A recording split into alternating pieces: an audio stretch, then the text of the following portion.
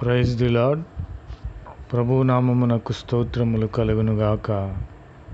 ప్రభునందు ప్రియ సహోదరి సహోదరులకు ప్రభునామములో శుభములు తెలియచేయుచున్నాను. ప్రభు అయిన క్రీస్తు వారి యొక్క సమయంలో గొప్ప వాగ్దానమునిచ్చి మనలను బలపరుచుచున్నాడు. కీర్తనల గ్రంథము 20వ అధ్యాయము 4వ వచనము. నీ కోరికను సిద్ధింపచేసి నీ ఆలోచన యావత్తును సఫలపరచునుగాక. ఆమెన్. ప్రభునామమునకు స్తోత్రములు కలుగునుగాక. ప్రియమైన సహోదరి సహోదరులారా, మన యొక్క కోరికలను సిద్ధింపచేసి ఆ కోరిక ఏమిటో ప్రభువు తెలుసుకొని మన ఆలోచన యావత్తును సఫలపరిచే దేవునిగా ఉన్నానని ఈ యొక్క సమయంలో మనకు వాగ్దానమును ధైర్యమును ఇచ్చుచున్నాడు. ప్రభునామమునకు స్తోత్రములు కలుగునుగాక. నీ కోరిక ఏమై ఉన్నది, మన కోరికలు ఎలా ఉండాలి అనే విషయమై ప్రభువారు నాకు తెలియపరిచిన విధముగా మీకు తెలియపరుచుచున్నాను. ప్రభునామమునకు స్తోత్రములు కలుగునుగాక. కోరికలు అంటే ఏమిటి, ఆలోచనలు అంటే ఏమిటి? మన ఆలోచనలు, మన కోరికలు ఎలా ఉండాలి అనే విషయమై ప్రభువు మనతో తేటగా మాట్లాడుచున్నారు. కోరికలు మనకు ఎప్పుడు మనం కోరుకున్నవి దేవుడు ఇస్తాడు. మన ఆలోచన యావత్తును సఫలపరిచి మన ప్రార్థనలు ఆలకించి మనకు కావలసినవన్నీ ఎప్పుడు దేవుడు ఇస్తాడంటే, కోరికలంటే ఒక ధనమంతా వచ్చేసి నా యొద్ద ఉండాలి, నేను ధనవంతుడిని అయిపోవాలి, ఐశ్వర్యవంతుడిని అయిపోవాలి, లోక సంబంధముగా గొప్పవాడిని అయిపోవాలంటే అలాంటి కోరిక ప్రభువు అయిన క్రీస్తు వారు తీర్చరు.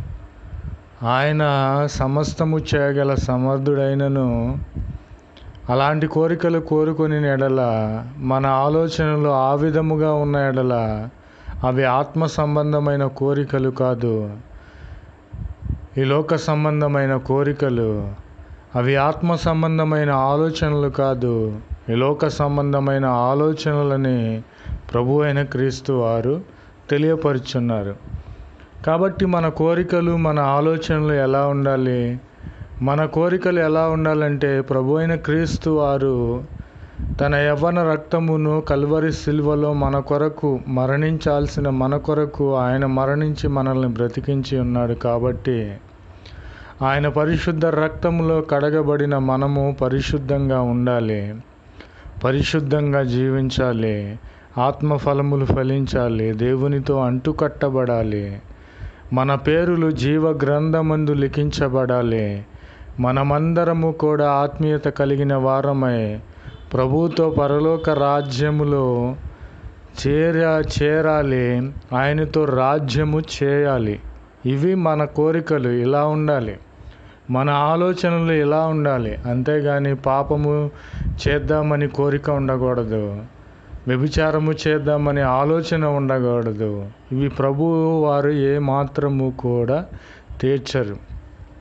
మనం ఎప్పుడైతే పరిశుద్ధంగా జీవించామో, పాపము లేకుండా జీవించామో, దేవుని అడుగుజాడల్లో జీవించామో, మన కోరికలు, మన ఆలోచనలు తెలిసిన ప్రభు అయిన క్రీస్తు వారు, మన అంతరంగములను పరిశీలించిన క్రీస్తు వారు మనకి ఏది అవసరమో, మనకు ఎట్టి కోరికలు అవసరత కలిగి ఉన్నామో అట్టి కోరికలు తీర్చే దేవుడు, మన ఆలోచన యావత్తును తెలుసుకొనిన దేవుడు కనుక మన ఆలోచనలు తీర్చే దేవుడు.